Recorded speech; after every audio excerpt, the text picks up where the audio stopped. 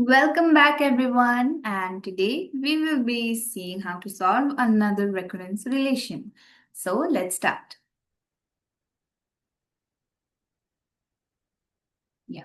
So the recurrence relation given is T of n equals to T of n by 2 plus C, where this is the base case.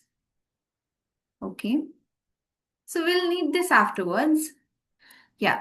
So do you remember what the previous recurrence relation was? It was T of n equals to T of n minus 1 plus C, right? And what were the steps? We just used substitution. We substituted this till we got one general equation, right? Okay. So the same thing we are going to do here. Now, how did we substitute in the previous video?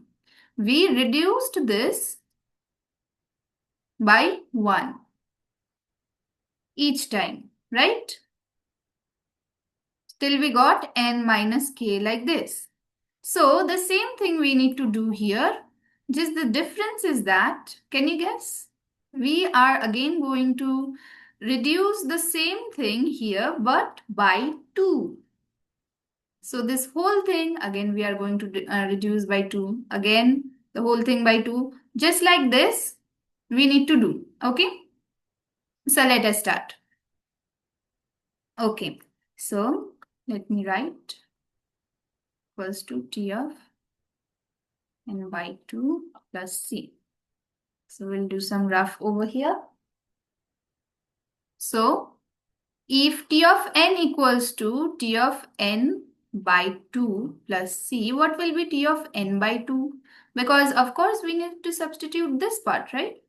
So T of n by 2 will be, so over you can see over here, if it is on the left hand side, if it is n, then on the right hand side, the n is reduced by 2. So over here, if it is n by 2, then how much will it be? N by 2 by 2 plus C. C we are not going to change because C does not depend on n. So C will remain as it is. Okay.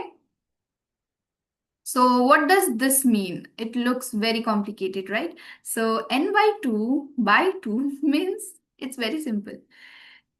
You can use my trick. What I used to do is I was also confused with this type of things.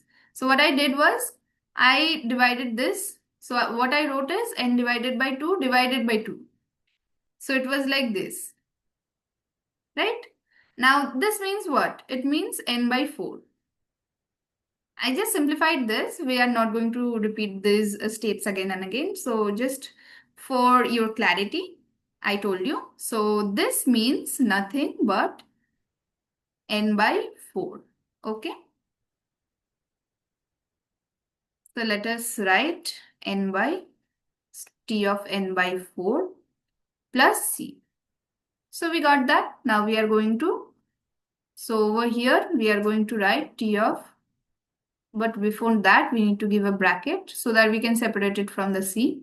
So T of n by 4 plus C, and this C over here, right?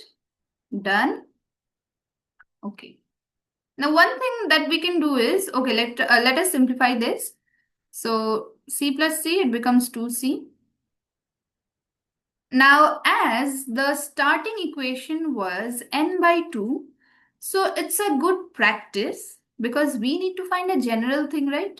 So in the next steps, we are going to get different numbers, but we need to relate it to the first one, the first equation, so that we can compare and get a general equation.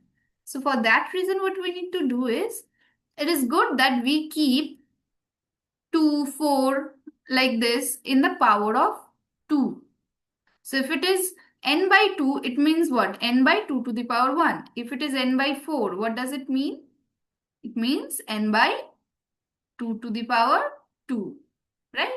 So we are going to write T of n by 2 to the power 2. Oh, sorry. Just a minute. Yeah, T of n by 2 to the power 2. Okay? Yeah. Okay. So the next step is we are again going to find what is T of n to the power n by 4. T of n by 4 is what? T of n by 8, of course, because you know T of n by 4 by 2, which is 8. So I just directly wrote that plus C. So we are going to write that in place of this T of n by 8 plus C, then plus 2C. Okay. Simplifying this, we are going to write T of, what is 8? 8 is 2 to the power 3. So n by 2 to the power 3 plus 3C. Done? Okay, let me just change the slide. C. So what was our first equation? Starting one, it was T of n by 2 plus C. And we got what? We got T of n by 2 to the power 3 plus 3C. Now we need to find the general equation, which is like this. But what are we going to write here? Let us, for example, take n by 2 to the power something k. Okay, k is a number. So k. Now what will be with c? You can see in the previous ones. When it was n by 2 to the power 1, c was also, c had nothing, like no coefficient. So it was, we can say, multiplied by 1. Then 2 to the power 2, c was with 2. When it is 2 to the power 3, then we had 3c, right? So can we write, if there is n by 2 to the power k, then c will be k into c? We can. Yes, we can. Okay. Now, what was our base case? Can you remember? T of 1 equals to 1. We are going to use this. So let us write the base case plus kc. Now, if we are going to equal this and this, what do we get? We get n by 2 to the power k equals to 1. Right? Yes, very nice. So cross multiplying n equals to 2 to the power k. Whenever you see an exponent in your equation, just remember you are going to use the super weapon, that is log. Okay. So log is going to help us take the exponent down. Yeah. So we are going to take log on both sides, log n. Okay, and this will be log base 2. Okay, I have a separate video. Why did we take log base 2 and not why? Like not log base 10. Why didn't we take log base 10 and why 2? So check out that video if you want to know. So log base 2n equals to log base 2 to the power k. Now do you know this?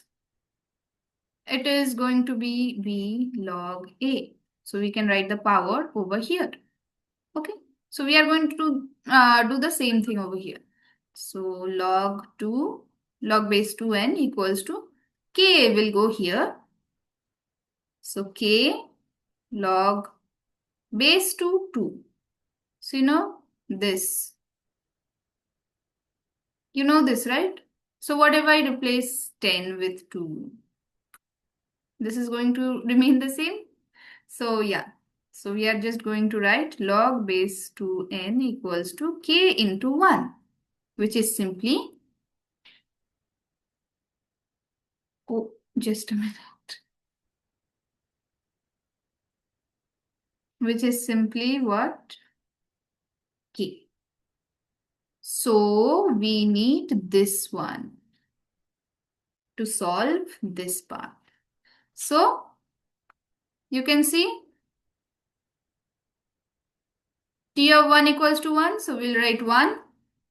And then what is K? K is, see, if we don't write 2 also, no worries, into C. So which is the dominant part over here? This one. This is negligible actually, right? So T of n equals to 1 plus log n into c. So we are going to take this, and c is a constant, so doesn't matter. So T of n, finally we have big O log n. This is the time complexity.